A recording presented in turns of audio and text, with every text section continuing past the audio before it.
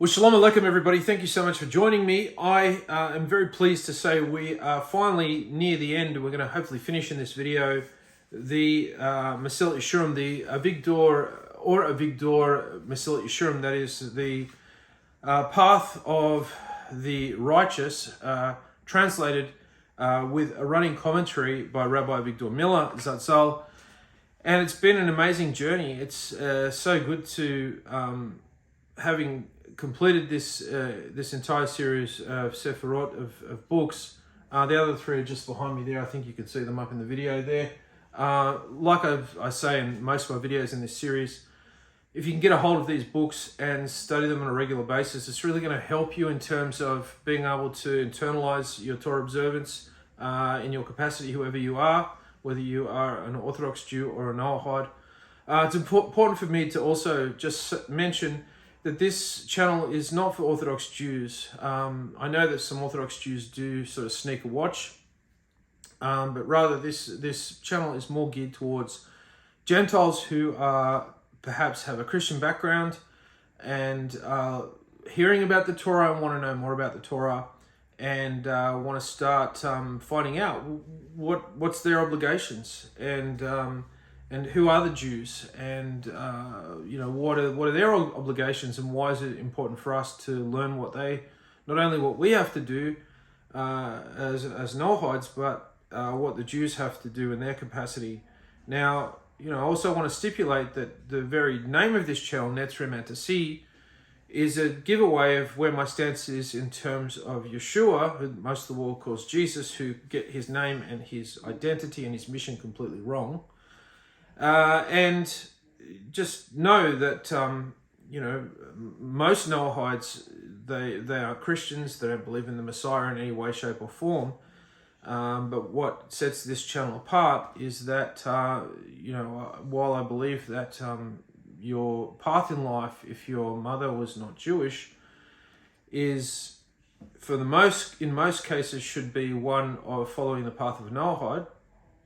I do accept that this particular individual has some substance to the claims that he has made and others have made about him, but not according to the Christian persona. And so this channel is in no way associated with any form of mainstream or any other type of Christian sect. It is purely a channel that is getting back to the very roots of who the original Talmudim and Shlukim were of this particular man, which the Christian world and popular culture get horrifically wrong. And so it is very much not a perspective where we cause this man to become deified. So I just want to clear that up, because I'm still getting the odd comment with people saying, "Oh, it's a good channel, but it's Chilul Hashem because you believe in Jesus."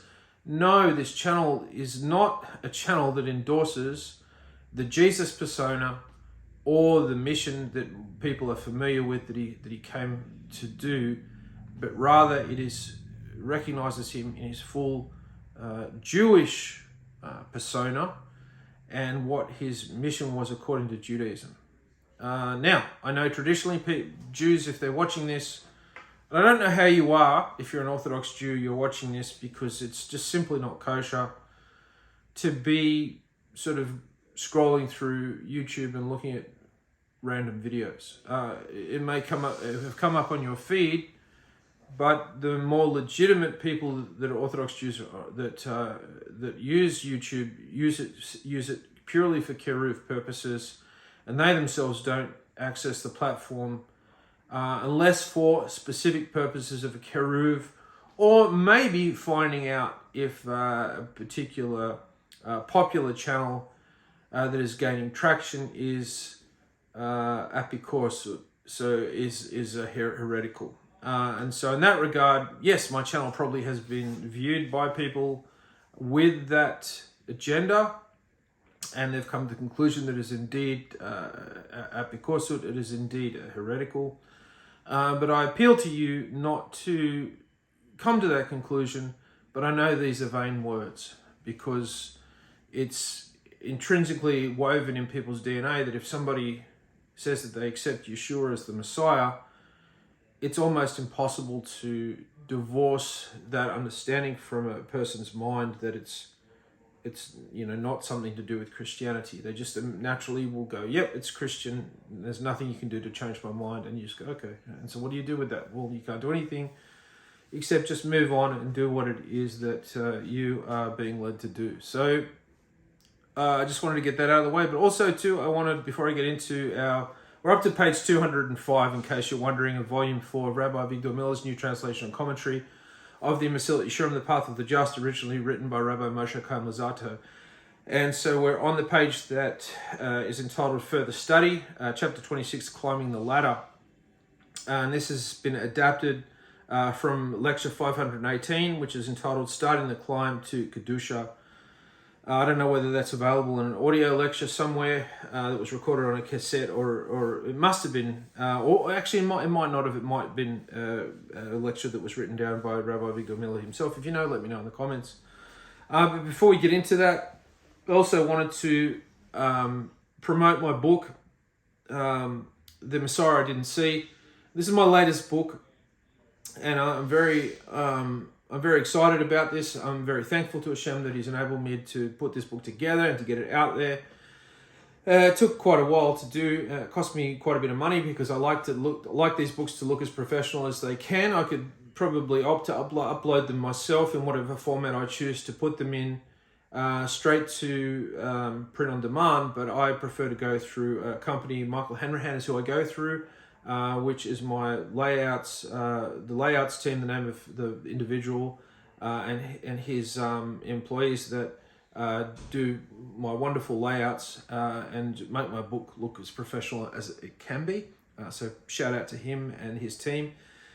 And I can't recommend enough that you not only get a hold of one copy, but several copies, possibly maybe 5 on an average. It's for those Noahides out there, who don't look after their diet. I'm sure you know what figure I'm aiming at when I say this is the price of a McDonald's family meal. This book is the price of a McDonald's family meal. If you can't afford at least one copy of this book, and I've had other people give me excuses like, I'm not very savvy with buying stuff off the internet. And frankly, I'm not buying that excuse because, there are other things that you do that are actually, on the internet that, you don't seem to have a problem with, transferring money, whatever, and doing things. If you really want to get a hold of it, you'll get a hold of it to the point where you'll get somebody to help you and register an account on Amazon, and you can give them your debit card, your credit card, and purchase one copy for you, and just do the whole transaction for you while you sit over their shoulder. You can even get them to look away as you do your password to get into Amazon, and once you're in there, they can then go forward and do the transaction. I've had quite a few people that are telling me they're going to buy a copy of this book, and I know for a fact you haven't bought it yet. And the reason why I know that is because the reports that I get show which country and their purchases in Australia, let's just say, are very lacking as opposed to purchases outside of the country. So if you said you were going to buy a copy, I'm going to hold you to that. Those of you that have been in contact with me and said you were going to buy a copy, I'm going to hold you to that.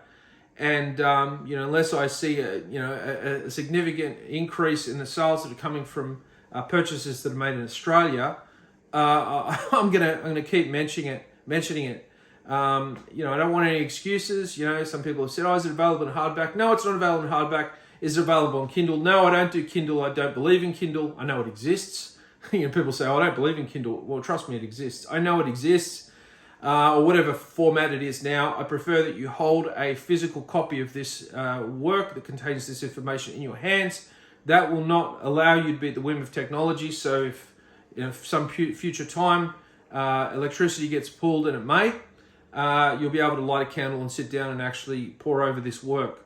As I've said in other videos, there are at least 100 things about the Messiah that I guarantee that you do not know about, that you'll find out about in this book. So if you are somebody who professes to follow the Messiah, I've just given you a guarantee that there'll be at least 100 things that you'll go, "Oh, I didn't know that." Now, whether these are things that are going to be life-changing for you or not, that remains to be seen, but they're going to be things that you're going to go, "Oh, I didn't know that." And so if this individual is really the object of one's affections, then naturally a person goes out of their way to find out about anything and everything about him that they can, because you can see that people today and in recent years with pop culture, if a person gets into a particular song writer or artist, they start putting posters of them up all around their walls. They read articles about the individual or the band that they're into, and they'll be able to tell you anything and everything about that band or that musical artist. And they'll be able to rattle off you what their favorite color is, what type of food they like to eat, where they live, when they were born, what nationality they are, what year they left school, because they're just obsessed about this particular song writer or singer or band, because it's the object of their affections. And so we should all the more be a million times more switched on to this individual if this is the individual that you profess to be all about. And I'm just laying it out there, and I'm just challenging you, and I'm just saying, if this is it, and somebody's telling you there's a book out there that's going to give you a lot of insights into different facets of what he was really about and what he really taught, and you just ignore it, then, where do you really stand in terms of how zealous you are for these things? The reason I can confidently say that there's about 100 things about the Messiah in this book that you won't know is because just one or two chapters alone, one chapter dealing with the first miracle of turning the water into wine at the wedding in Cana, that alone has about 20 or 30 things contained in that incident, in that miracle, at least 20, I think, that I guarantee you probably don't know. And there's another chapter that has the various different titles of Messiah, and there's about 30 or 40 of those, and I guarantee there's at least 20 there that you don't know. So that's getting up to nearly 50, and that's only like 2 chapters, and I don't know, I think there's about 14 chapters in this book. Hang on, let me have a look. 16, there's 16 chapters in the book. So really, I think there's probably about 200 to 300 things that you're gonna find out that you're gonna go, I didn't know that, but I'll stand behind 100 just to be safe. And 100's and maybe enough would that be enough to part with the same amount of cash it would take you to buy a McDonald's family meal? I think it would. Okay, for those of you that don't mind that analogy, that are having issue with that analogy because it's a non-kosher restaurant, okay, yeah, I'm fine, but I'm just trying to get across to you, what the value of this book is equivalent to, where, you got to put your money where your mouth is at some point. So there you go. That's my plug. Get out there and buy it as soon as you possibly can. And when you buy it off Amazon, please write a review. And I don't want you to be nice to me. I want you to write an honest review and tell me what you thought. Because I'm pretty confident, even if you disagree with some of the things or the majority of the things in here, you'll still find the book interesting. You'll still find it worth your while, because it'll maybe start getting you to consider some things you never were on your radar before, and you'll be like, gee, I'm glad I'm thinking about these things now because I never would have thought about them before. Okay, so let's move on and get into Avigdor's Mesillat Yesharim. Okay, so as I said, we're up to page 205. This is further study, and it's an extension of chapter 26, and it's entitled Climbing the Ladder. There is a ladder that our father Yaakov saw in a vision, according to Genesis 28:12. A ladder standing on the earth, and the top went all the way up to the sky. From that dream, we see that man's career in life is compared to a ladder. Man's career in life is compared to a ladder. A ladder has rungs which signify that you cannot put one foot on the earth and the other foot reaching to the top, and you must ascend by gradual steps. First, you must conquer the next step and the one after that, and so on. Therefore, you should never aim to the highest degree of perfection immediately, because you are going to be disappointed and give up attempting to grow further. Be ambitious, but only for the next step. I'll read that again. Therefore, you should never aim to the highest degree of perfection immediately, because you are going to be disappointed and give up attempting to grow further. Be ambitious, but only be ambitious for the next step. Same with counting the Omer. Counting the Omer commences on the evening of Shabbat, the next day after not Shabbat, of Pesach. Okay, so as soon as Pesach, the first day of Pesach draws to a close, in the scriptures it says day of rest. It depends on your interpretation of the day of rest. The Karaites and most Messianics follow it as a weekly Sabbath, whereas the Orthodox Jewish world and myself, this channel, believe it is talking about the holy day of Pesach itself, because that is also a day of rest. That is also a convocation. And so you walk out these steps of counting the Omer. You count the Omer each day until you get to the 49th day. And on the 50th day, you come to Matan Torah. You come to Shavuot, the giving of the Torah. And you don't count that day like you count the previous 49 days. But you must get there by counting. Whatever count you're going to do. You know, whether you're going by the Karaite, do it, or whether you do it according to the Orthodox rendering. Either way, you've got to get there by counting each individual day. And so you're literally walking one day at a time to get to Shavuot.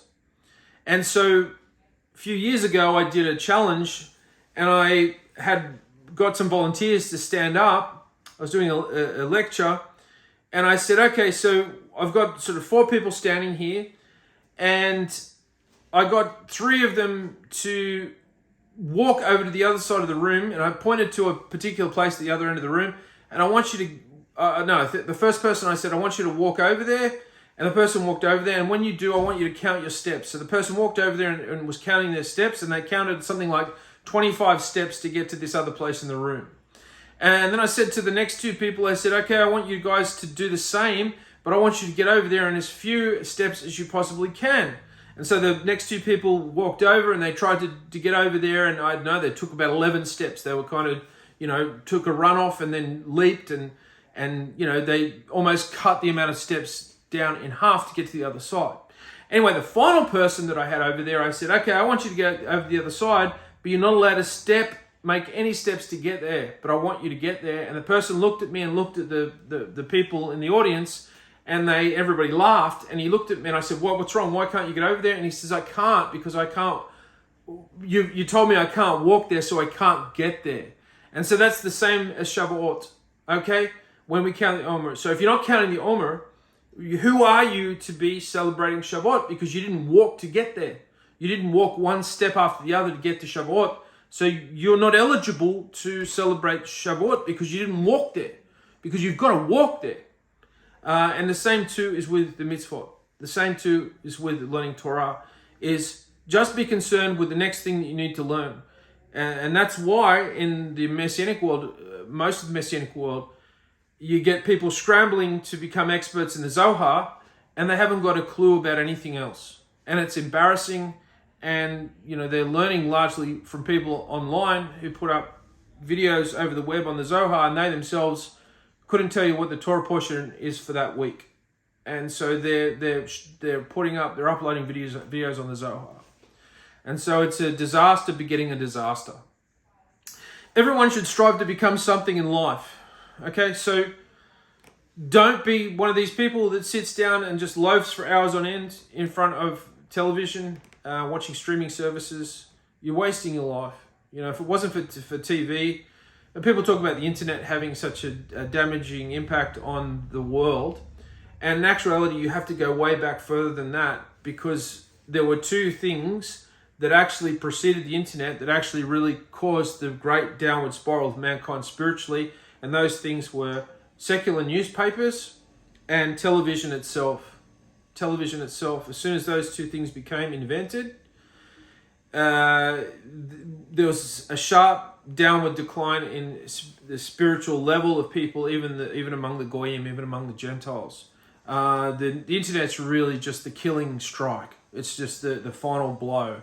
It's the coup de grace. It's just that's it. Twist the knife, bang. You're finished. It really started with the advent of the printing press and with newspapers and magazines being published and put in circulation. and people were consumed with reading these things. And then once television came, people were beguiled by these moving images that had sound. And you go and visit people today, people that are elderly, and every day they just sort of sit perched in front of the television watching their favorite TV show. And so their journey in life was really just to sort of drift along and kind of, be sort of stimulated through some sort of entertainment. Maybe it's quasi-educational, but really it has no profit because they don't do anything else. And so they just sat paralyzed in front of a glowing image with sound. And it's pretty sad. And so you don't want to, okay, you might have a TV, you might have access to the internet, but this is not something that's ruling your life. Newspapers and magazines are out there. Why are you purchasing them and bringing them home and reading them and getting into them when there's so much Torah there to be learned and to be taken on board? And it's so interesting and it's so delicious. Yeah, the Yetzer has managed to make this other alternative more enticing. And over the years you've fed the Yetzer to allow it to do that. So you've got nobody to really blame but yourself. I know that sounds pretty bad, but it's true. Don't you want to hear the truth? You don't want to watch a video where somebody goes, "Oh, you'll be okay." No. Like, that's, the person's just stroking you into oblivion. You're stroking your forehead and go, "You'll be all right, you'll be all right." No, you won't be all right. Get up and do something. And fix it. You people just want to sort of go into a comatose state, into bliss, to nothingness, It's just poison. Everybody should strive to become something in life. Some people just strive to fall asleep. Some set out to lean back and to vegetate. That's a great pity. They're fools and lunatics. So you think I'm hard? Wait until you get a load of this guy, Rabbi Avigdor Miller. Oh my gosh, this guy just does not care. He just goes, "Nah, this is it." And you're like, whoa, okay. And this is what appeals to me so much about him. He just doesn't care. Do you want the truth? I'm telling you the truth. Oh yeah, but I don't like the sound of that. I'm not caring. And you shouldn't worry about whether you like the sound of it or not. If it's the truth, you're like, okay, I'm going to cycle back on what I'm doing and I'm going to get on board. But people want to be convinced that they're on the right path. They want a rabbi or a teacher to tell them it's okay. You can keep watching, your Marvel Netflix series, which is going to profit you nothing at the end of the day, and it just steals you away from learning, and it's a horrific thing. However, for people who realize that the purpose of life is to climb the ladder, that they were last year, where they are last year isn't where they are this year, then they shouldn't be discouraged if you can't reach the top immediately. So if you ever caught up with a friend from school and you talk to that friend, you haven't spoken to him in decades, maybe it's been 20, 30 years, and you have a chat with him and you realize that, he's pretty much still the same as he was when he was in school. He's aged, he's gotten older, maybe he's put on a bit of weight or whatever. Maybe he looks good, but he's definitely older. His hair's gone grey, his hairline's receded. But essentially, he's just the same as he was at school, maybe just a little bit more bitter, because he doesn't have his youth to get excited about anymore. And so he's got the same ideology, but he's sort of a bit more cynical, a bit more bitter. Maybe he's a little bit more quick-witted because he's learnt some more repartee over the years with all the things that he's allowed to, wash over him. But he's the same person. He hasn't grown intellectually. He hasn't morphed into something greater than he was, much more than he was at school. And you're just going I hope I'm not like that. I hope I've changed, for the better, No, people say, well, I'd rather not change if it's for the worse. I'd rather stay the same. Here's a thing, you're staying the same is for the worst. Staying the same is for the worst too. It's not as bad as obviously increasing in your crimes, but it's still not good. It's still, you need to grow. You need to grow. And generally speaking, most people do grow a little bit maturely, but you don't want to be caught in that time loop. There was a decade of your life that was the best decade of your life. Maybe it was in the 90s, from 90 to 2000, and you just can't get out of that decade. Some people actually are stuck in a year and they just replay that year over and over in their minds. I remember speaking to a guy at work, and he was he was a very troubled individual. But you've quickly found out that the best point in his life was when he went on a cruise with all of his workmates. Because whenever you ask him, how are you? And I talk to him a little bit about his life, he'll always go back to that cruise that he went on. And I think that must have been the pinnacle of his life, because he would always mention it and a smile would come on his face only then. And it was after that time that things kind of just slowly sank and went downhill for him. So he was caught on that cruise for the rest of his life. Quite haunting, but it's very, very true. The only spark of life you could get out of him when he would talk about the cruise.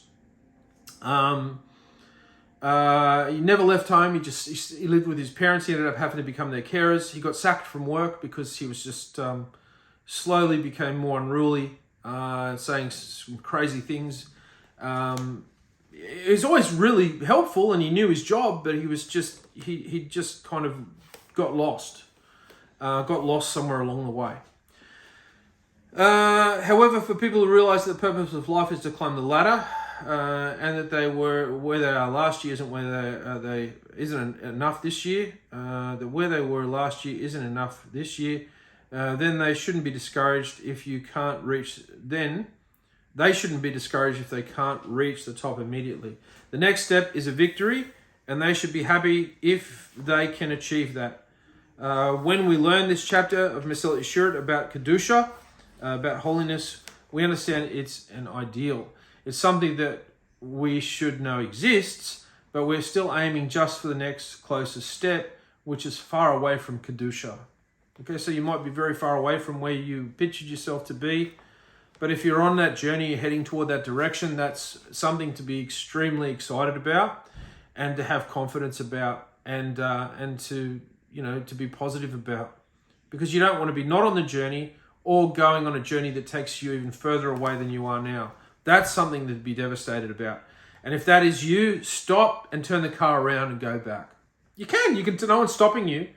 No one's stopping you to take your foot off the gas, off the accelerator, and turning the car around and going back in the right direction. If that is indeed you, you're not on the journey, or you're going even further away. But if you are on that journey, that's good. You're on the journey, you're heading towards there. Maybe you're going slower than you should be. Okay, we can speed the car up. Somebody can tell you to put your foot down on the accelerator a little bit. Or maybe you're going too fast, you need to slow down. That's okay. Well, whatever. You're going on the right path, so it's good. There's a remarkable thing in the very first chapter of Mesillat Yesharim when the author explained the fundamentals, when he talked about the beginning of our career in life, that this world is for the purpose of being a vestibule before the world to come, and we're meant to ready ourselves in the vestibule or anteroom. It's that sort of room in a train. You'll get into that sort of a vestibule in a train, and then you go through another door, and they'll take you into the rooms in the carriage with all the seats. And so life is like being in that vestibule, because we're preparing ourselves to go into the main room. So it can be like the vestibule in a palace before you go into the actual the throne room. There are anterooms that you must go through before you enter that main throne room and stand before the king or the queen. He writes about the necessity of being holy. I think I missed a bit. Hang on. I'll just read. There's a remarkable thing in the very first chapter of the Mesillat. I'm just reading it again. When the author explained the fundamentals, when he talked about the beginning of our career in life, that this world is for the purpose of being a vestibule before the world to come, we're meant to ready ourselves in the vestibule in order to enter the great banquet hall. We find a strange thing. He writes about the necessity of being holy, and that one of the purposes of making ourselves better is in order to make the world better. He says that when a man is holy, then everything in the world that is of service to him becomes holy too. Because it is a great elevation for all the creations of the world, when they serve the perfect man, he is made holy with the holiness of Hashem. All of a sudden, a serious boy or girl is reading the Mesillat Yesharim for the first time, and at the very beginning, they're being instructed about the necessity of Kedusha, of holiness, and they're exhorted to such a degree of Kedusha, which elevates the rest of the world, meaning a degree of Kedusha that when the Kadosh walks on the street, it's a great elevation for the street to be in the service of a Kadosh person. But when you're still at the beginning, Kedusha is at the top of the ladder. So is this any way to talk to a beginner? Why is the highest achievement included in the beginning? He should have waited until he should have waited until we have gone through Zekirut and Zirazut, which is carefulness and alacrity, and all the other qualities. In the very first chapter, it's out of place to talk about Kedusha, so it seems. And so the idea is, at the beginning, you are shown what the destination is, and it's actually incorporated inside some of the early midot, the traits that we're going to be looking at, that we've looked at, Zirazut, Zekirut, some other ones are Nikiut, which is purity and cleanliness, Tahara, which is like a cleansing, like a body cleansing, or cleansing of mind and body. And we looked at also Hasadut, which is piety. This is like, you can go back and check out the other videos. There are various rungs of the ladder we've looked at. But in the very beginning, there's, Kedusha is talked about because it is indeed that goal. And so along the way, on that journey, it's a pilgrimage. It's like a pilgrimage. And, in a sense, you already have a level of holiness because you know what the actual goal should be, and you are on a righteous path. You're on the righteous path, so to speak. And so that's why I said in one of my last videos, and this is not something that I made up, but I heard a story of a skyscraper. In the Jewish writing speaks of a sage on a very hot day, a Jewish rabbi on a very hot day, is walking in the street, and it's very swelteringly hot, and the shadow of a huge skyscraper, he walked into the shadow of this huge tall building, and the shadow gave him relief from the heat of the day. And so the entire building, the whole reason it was built, according to divine providence, was to provide shade to cool off this righteous great rabbi who was walking in the street. And so in effect, this entire building and all its occupants in the building, they also achieve a level of Kedusha because they're involved in this apparatus that they've been working in all these years, that eventually would at one time cast a shadow and relieve the heat of the heat that was being experienced by this rabbi on this very hot day. So it's really, you just go, are you serious? Like, that's insane. Absolutely, are we serious? This is you're starting to realize the reason for things and why everything, all these other mechanisms happen, and you can see they're all for one particular purpose and goal. So it's extremely interesting. Okay, be persuaded. Now we come to the truism that applies to many such things in the Torah. The Rambam states that love of Hashem is only for the greatest people. It's an achievement of prophets. If so, what is the use of telling us about it? We're not prophets. It seems like a waste of time for us, but the Rambam describes it in detail, so it seems like he considers it applicable to us. The Rambam was not teaching prophets what to do. They didn't need the Rambam. They knew more than the Rambam. So we understand that the Rambam is discussing, Maimonides, is describing the top of the ladder, the true culmination of man's efforts, where the prophets are standing. That form of love of Hashem is not actually for us, but there is a form of love of Hashem that is not actually us. I'll read that again. That form of love of Hashem is not actually for us, but there is a form of love of Hashem that is not only is for us, but we are obligated in it. Sorry about that. No less than we're obligated to eat kosher, put on tefillin, and to keep Shabbos. We're obligated to love Hashem.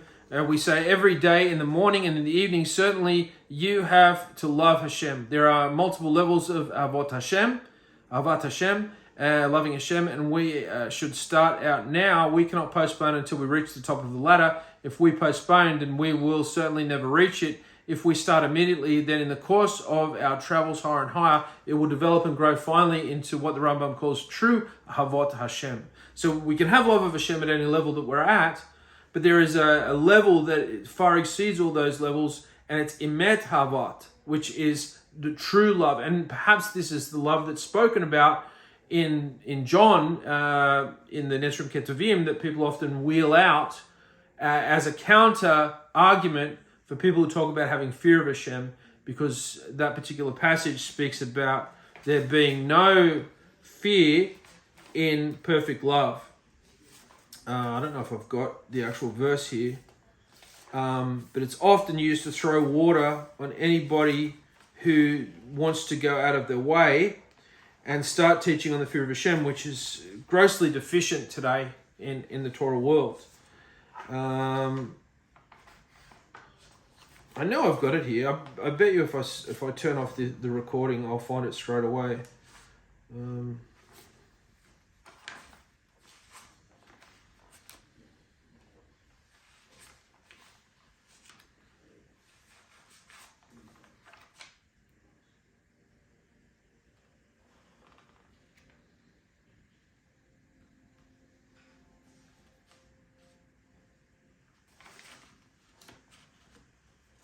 There it is. 1 John 4:18. There is no fear in love, but perfect love drives out fear, because fear has to do with punishment, and the one who fears is not made perfect in love. So this could very well be the type of love that's being spoken about here by Rabbi Avigdor Miller. Yes, you have Havat Hashem right now. Yes, you can increase in that Havat Hashem, and that love can become more complex, more detailed, more ornate, more beautiful. There's a basic love. I love you because you did this. But then there's a love because it acknowledges so much more than this one particular thing. And this is what you find a lot of Christians are kind of stuck on, the crucifixion, and they just can't get off it. I don't want to keep remembering the object of my affections, how he writhed about in an electric chair when he's being electrocuted to death. You know what I mean? Like, why are we wearing that on a t-shirt?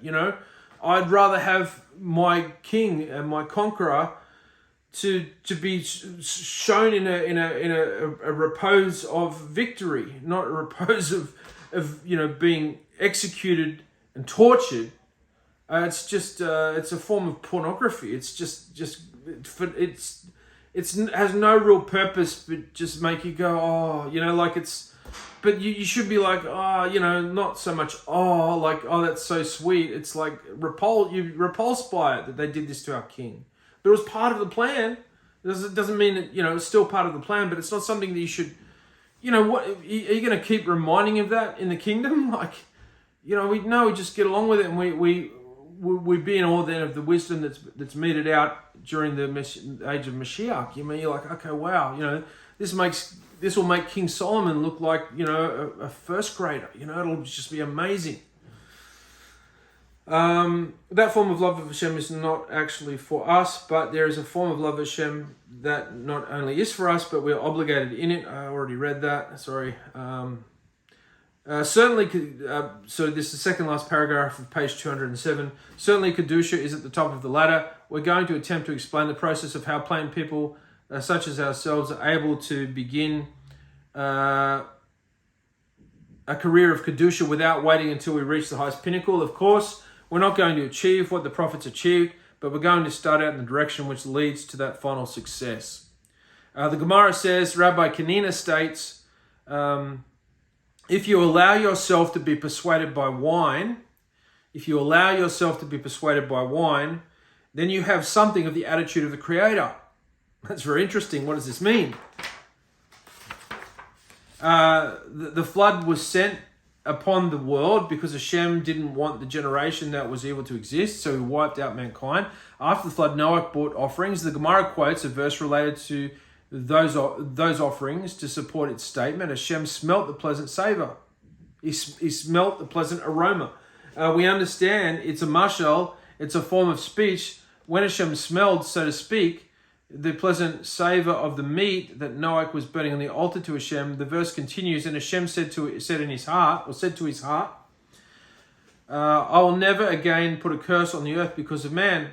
This is something unusual. It's certainly not a divine attribute that Hashem would allow himself to be appeased simply because he smelled the roasting meat that Noah was burning on the altar. It certainly cannot mean that. To understand this, we resort to the Rambam's principle which explains many such things. The Rambam teaches that when we see in the Torah an expression about Hashem which is physical, we have to understand it's a model for us to follow. The Torah presents the following model: when Hashem, who had been very angry because of man's deeds, saw that the representative of mankind, Noah, was attempting to atone and come close with an offering, Hashem smelt the sweet savor of the offering and said, "No more will I curse mankind." This means as follows: let's say you quarrel with your wife, even assume she's wrong. So you have an argument with your wife, and you know she's got to be wrong on this, but she's digging her heels, and you're like, "I can't believe you're so stubborn." But when supper time comes, she puts a steaming bowl of soup on the table. That should make you fall in love with her again. You might say, after what she said, am I going to be bribed just by a plate of soup? So at the end of the evening, towards the evening dinner time, you can smell the dinner cooking, and you're like, "Oh, that's really nice," and it softens you. It softens you a little bit, even though you've just had an argument. But we're getting here, is this bribery? Is this essentially bribery? We allow himself, he would allow himself to be bribed and appeased. Hashem looks for an excuse to be satisfied with mankind. So he's looking for an opportunity to give us a break all the time. But a lot of people don't view Hashem like that. They view Hashem more like he's pouncing, ready to, set us on fire. No, he's going to bend over backwards to make sure that we all pull through. He doesn't want to be angry at mankind. He didn't make the world to punish people. In cases where he has to utilize the midat hadin, the trait of judgment, then as soon as he can, he tries to get back to his regular attitude of kindliness. That's beautiful. Therefore, the smallest stimulus, an offering by a weak little man of peace of roasted meat, was enough for Hashem to reconcile with mankind, of course.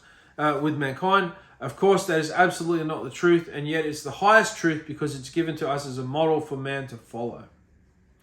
Now we come to the subject of Kedusha. Anything that's said in the Gemara or in any of our holy writings regarding our dealings with our fellow man apply to our dealings with Hashem. We should recognize that Hashem is constantly doing mitzvot for us. Okay? We should recognize that Hashem is constantly doing mitzvot for us. If we have a piece of watermelon, it's because Hashem is giving us a piece of watermelon. We should be appeased by Hashem because of the watermelon. He should say, "Hashem, I like you because of the watermelon." That's what it's for. The purpose of the watermelon is to make you love Hashem. That's the purpose of all good things in the world. Hashem gives us food so that we should thank Him for it and come to love Him for it. If you are holding a cup of wine and you drink a little bit, it makes your mind a bit excited. You become a little flighty and your mind begins to rise a little above the ordinary routine of everyday life. Then think, maybe I should love Hashem for the wine. That's the beginning of the travel toward Kedusha. That's awesome. If you consider what the big part of the world is eating and drinking, if you consider what a big part of this world is eating and drinking, you'll be amazed at the effort that Hashem expends to persuade us. There's a place near the docks in New York where provisions come in every day early in the morning while it's still dark. Mountains of vegetables are brought in. Huge trucks full of meat come in. Tremendous amounts of fish are brought in. It's remarkable cornucopia of abundance. You see that Hashem is pouring out such a plethora of food on the world that it stirs the mind. Now, one of the interesting things was I had a friend who passed away. Shalom. Heaven forbid, he did pass away of cancer, and it took him a couple of years for him to finally go. And he was sort of, he had bowel cancer, so he couldn't really eat. And so when he wanted to come and start hanging out with us, because that was before I sort of started to find out about the Torah, I was hanging out with my mates since I'd known since school. And he'd come and visit us, and we'd rally around him and give him all our support.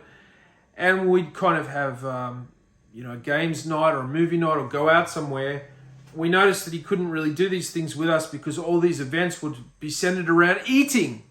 And it dawns on you, if somebody can't eat, they can't really socialize with you because socializing is all centered around eating. At some point, somebody's going to eat something and have a meal, and you talk and you have joy and you have companionship, and You know what I mean? Normally people turn up to a party. If there's no food, it's not going to be a really good party. If there's no food or drink there, what type of party is this? And even if it's a seminar, it's a work-related event, there'll be a break for food, you know, like, and you come to a realization that everything in life that we do that's pleasurable revolves around food. You just go, oh my gosh, I didn't realize. All this is Hashem's plan to get people to listen to him. Since the purpose of food is to cause you to love Hashem, you should think, he gave this to me. The truth is, it's so elementary that it doesn't seem necessary to say it. When you get the food, you say, Baruch Atah Hashem. You bend your knee in gratitude to Hashem.